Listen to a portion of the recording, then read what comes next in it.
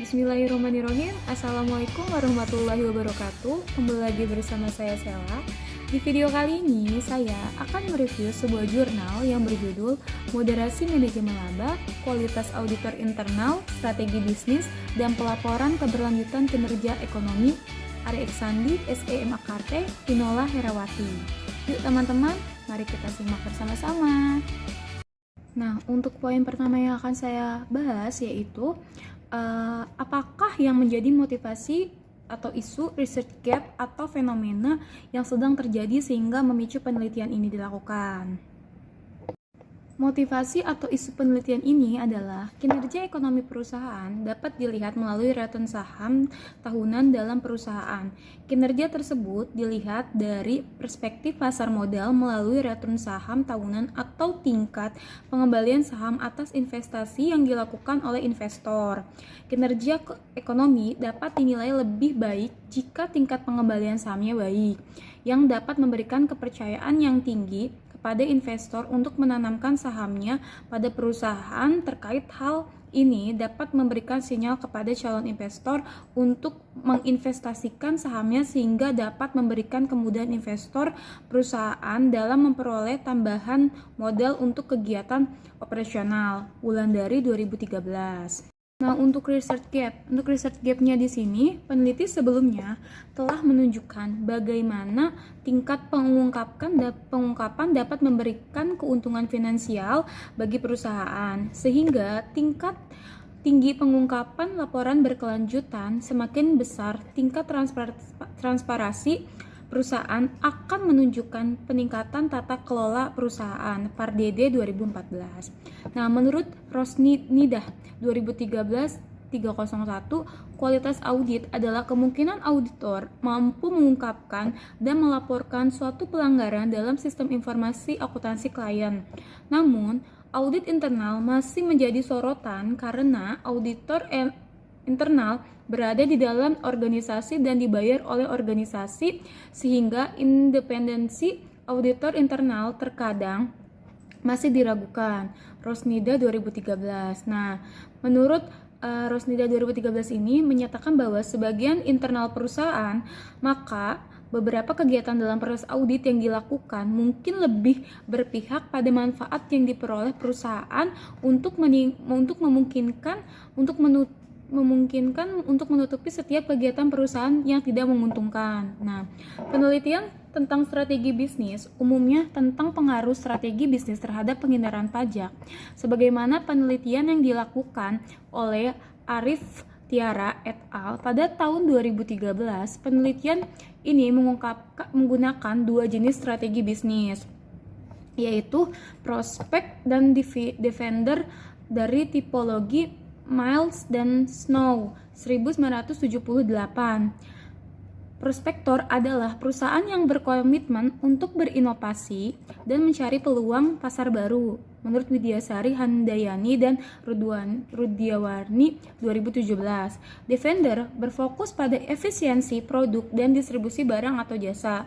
Mereka mempertahankan pasar daripada mencari peluang pasar baru. Menurut Miles dan Snow 1978 dalam Hawk et al. 2013. Nah, untuk fenomena yang terjadi menurut Pardede 2014, isu berkelanjutan berawal dari isu pemanasan global dan kerusakan lingkungan yang semakin hari semakin terjadi di seluruh dunia. Pada awalnya, keberlanjutan ini merupakan isu sosial yang kemudian berkembang menjadi isu strategis bagi perusahaan. Perusahaan seharusnya tidak hanya melaporkan kondisi perusahaan dari segi keuntungan, tetapi juga dari aspek sosial dan lingkungan. Nah, untuk poin ini, peneliti tidak cukup jelas dalam menampilkan motivasi atau isu research gap dan fenomena dalam penelitian ini. Hasil tersebut merupakan hasil dari penelaah dari review. Nah, untuk poin 2 di sini jelaskan artikel-artikel utama dalam penelitian.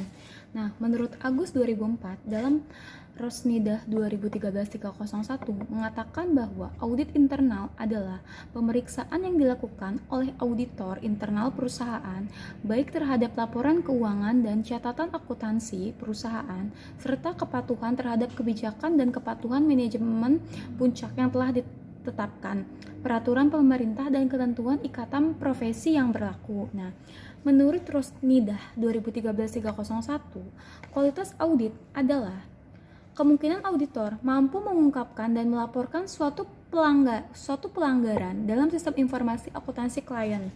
Nah, dalam kapasitasnya sebagai penyedia laporan keuangan di satu sisi sebagai penentu strategi bisnis perusahaan, kualitas laba yang ada pada perusahaan berpotensi juga merupakan fungsi dari strategi bisnis menurut Widyasari et al. 2017. Nah, prospektor adalah perusahaan yang berkomitmen untuk berinovasi dan mencari peluang pasar baru menurut Widyasari, Harindayani, dan Rudiwarni 2017. Nah, Defender berfokus pada efisiensi produksi dan distribusi barang atau jasa.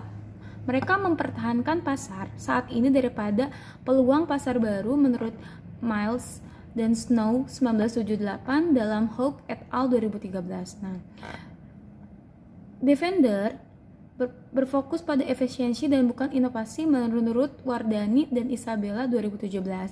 Untuk poin kedua ini, peneliti sudah cukup jelas dalam menampilkan artikel-artikel dalam penelitian meskipun secara implisit. Nah, untuk poin ketiga ini, apakah yang menjadi kebaruan atau novelty dari penelitian ini? Kualitas auditor internal, strategi bisnis, pelaporan keberlanjutan bersama-sama berpengaruh positif terhadap kinerja ekonomi, tetapi setelah dimoderasi oleh manajemen laba, kualitas auditor internal tidak berpengaruh terhadap kinerja ekonomi. Untuk poin ini, peneliti tidak cukup jelas dalam menampilkan novelty dalam penelitian ini. Hasil ini merupakan hasil penelaah dari review. Untuk poin 4 ini, apa research question atau perumusan masalah dalam penelitian ini? Yang pertama, apakah kualitas auditor internal berpengaruh terhadap kinerja ekonomi? Lalu yang kedua, apakah strategi bisnis berpengaruh terhadap kinerja ekonomi? Yang ketiga, apakah pelaporan berkelanjutan berpengaruh terhadap kinerja ekonomi? Yang keempat, apakah manajemen laba berpengaruh terhadap kinerja ekonomi? Yang kelima, apakah manajemen laba berpengaruh terhadap hubungan kualitas auditor internal terhadap kinerja ekonomi? Yang keenam, apakah manajemen laba berpengaruh terhadap hubungan strategi bisnis terhadap kinerja ekonomi? Lalu, yang ketujuh, apakah manajemen laba berpengaruh terhadap laporan berkelanjutan terhadap kinerja ekonomi? Nah, untuk poin 4 ini, peneliti sudah cukup jelas dalam menampilkan rumusan masalah dalam penelitian ini. Untuk poin kelima, apa tujuan penelitian ini? Tujuan penelitian ini yang pertama untuk mengetahui kualitas auditor internal terhadap kinerja ekonomi, yang kedua untuk mengetahui strategi bisnis terhadap kinerja ekonomi, yang ketiga untuk mengetahui pelaporan keberlanjutan terhadap kinerja ekonomi, yang keempat untuk mengetahui manajemen laba terhadap kinerja ekonomi, yang kelima untuk mengetahui manajemen laba terhadap hubungan kualitas auditor internal terhadap kinerja ekonomi, yang keenam untuk mengetahui manajemen laba terhadap hubungan strategi bisnis terhadap kinerja ekonomi. Yang ketujuh, untuk mengetahui manajemen laba negatif terhadap hubungan pelaporan keberlanjutan terhadap kinerja ekonomi. Untuk poin ini, peneliti tidak cukup jelas dalam menampilkan tujuan penelitian dalam penelitian ini. Nah, untuk poin 6 ini, apakah kontribusi dari penelitian ini? Dalam studi ini, fokus pada menjelaskan hubungan antara quality of internal auditor, business strategy, and sustainability reporting terhadap economic performance, peran quality of internal auditor, business strategy, dan sustainability reporting terhadap economic performance. Untuk poin ini, penulis hanya menyampaikan kontribusi dalam penelitian secara implisit. Untuk poin 7, apakah grand theory yang digunakan dalam penelitian ini, yaitu stewardship theory. Teori stewardship menyatakan bahwa tidak ada hubungan antara masalah umum yang terjadi dengan motivasi manajemen. Mengingat tidak adanya masalah motivasi internal di kalangan eksekutif. Pertanyaannya adalah seberapa jauh eksekutif dapat mencapai kinerja perusahaan yang baik yang mereka cita-citakan. Dengan demikian, teori stewardship terjadi karena adanya perbedaan kinerja yang timbul dari situasi struktural di mana manajemen eksekutif memfasilitasi tindakan yang efektif. Nah, ini menurut Donaldson dan Dapis 1991. Yang kedua yaitu teori akuntansi positif. Watts dan Zimmerman 1989 yang menjelaskan bahwa faktor ekonomi tertentu dapat dikaitkan dengan perilaku manajemen atau pembuat laporan keuangan. Ada 3 hipotesis spesifik yang paling sering diuji adalah hipotesis rencana bonus, hipotesis utang dan ekuitas, hipotesis biaya politikal. Hubungan teori akuntansi positif dengan kinerja ekonomi terletak pada sikap manajemen yang berupaya menggunakan kapabilitas dan pengetahuan akuntansi, kebijakan akuntansi untuk menyongsong kinerja ekonomi yang akan terjadi di masa yang akan datang berdasarkan 3 hipotesis dalam teori akuntansi positif. Nah, untuk poin ini, penulis sudah cukup jelas dalam menyampaikan grand teori yang digunakan secara implisit. Nah, untuk poin ke-8, jelaskan keterkaitan grand teori yang digunakan dengan penelitian yang sedang dilakukan. Nah, untuk ini yaitu stewardship theory. Teori stewardship terjadi karena adanya perbedaan kinerja yang timbul dari situasi struktural di mana manajemen eksekutif memfasilitasi tindakan yang efektif menurut Donaldson dan Dapis 1991.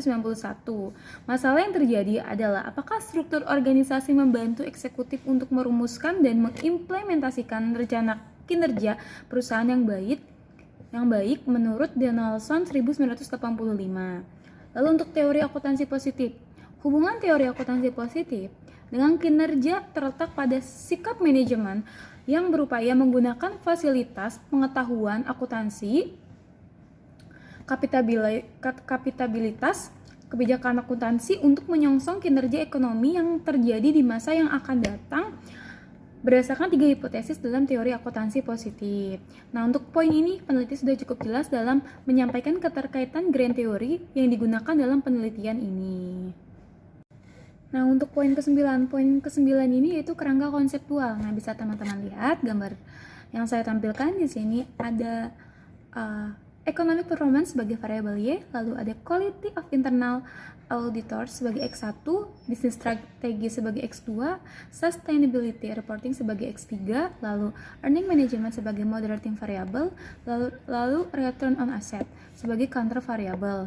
Nah, untuk quality of internal auditor sebagai X1 berhubungan dengan economic performance, lalu business strategy berhubungan dengan economic performance, lalu sustainability reporting berhubungan dengan economic performance, lalu earning management atau moderating variable berhubungan dengan X1, X2, dan X3, lalu berhubungan pula dengan economic performance sebagai variabel Y, lalu return on asset berhubungan dengan economic performance. Nah, untuk poin ini peneliti sudah cukup jelas membuat kerangka konseptual pada penelitian ini.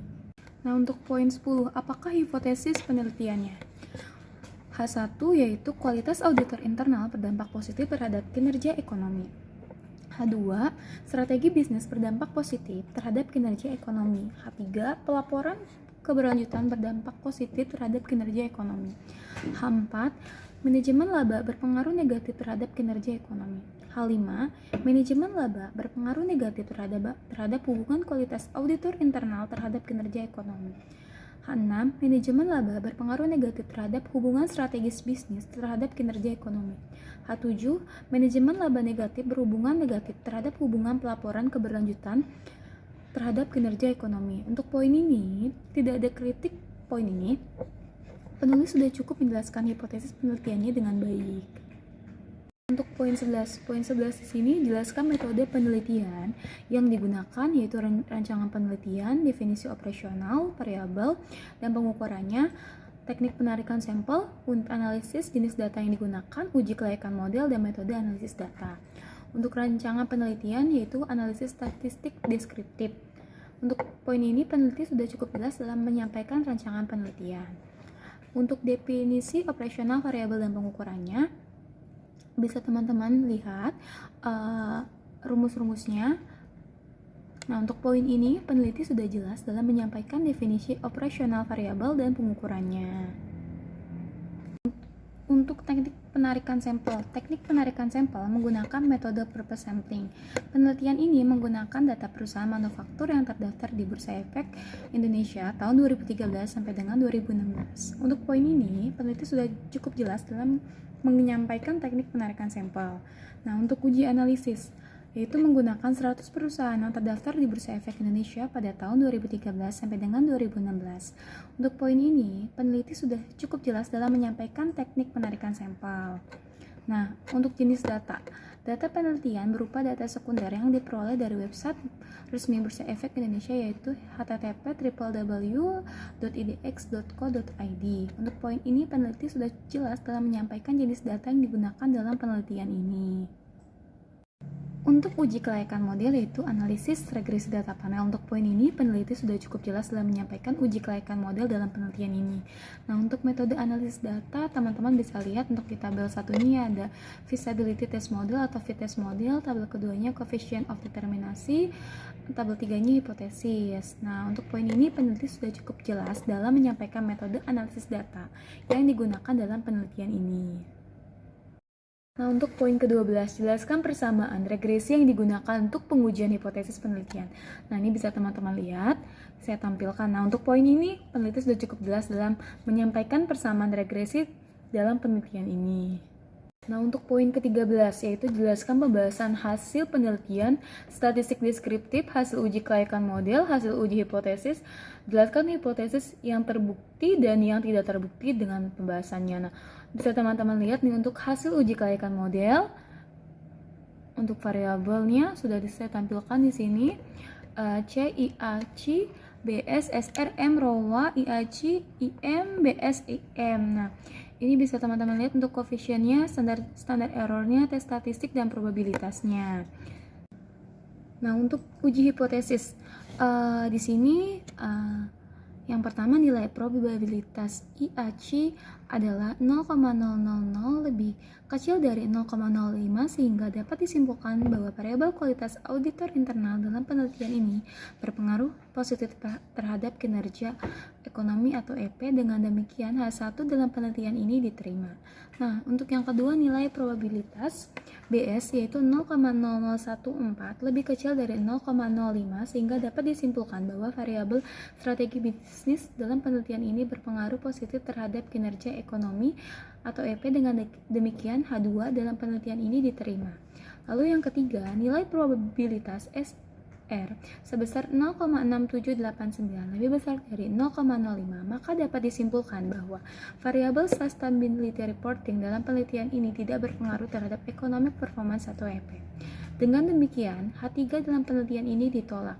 Nah, yang keempat, nilai probabilitas EM adalah 0,564 lebih kecil dari 0,05 sehingga dapat disimpulkan bahwa variabel manajemen laba dalam penelitian ini berpengaruh positif terhadap kinerja ekonomi atau EP. Dengan demikian H4 dalam penelitian ini ditolak. Nah, untuk yang kelima, nilai probabilitas IAC EM sebesar 0,7862 lebih besar dari 0,05, maka dapat disimpulkan bahwa variabel manajemen laba dalam penelitian ini tidak memiliki pengaruh terhadap kualitas auditor internal terhadap kinerja ekonomi atau EP.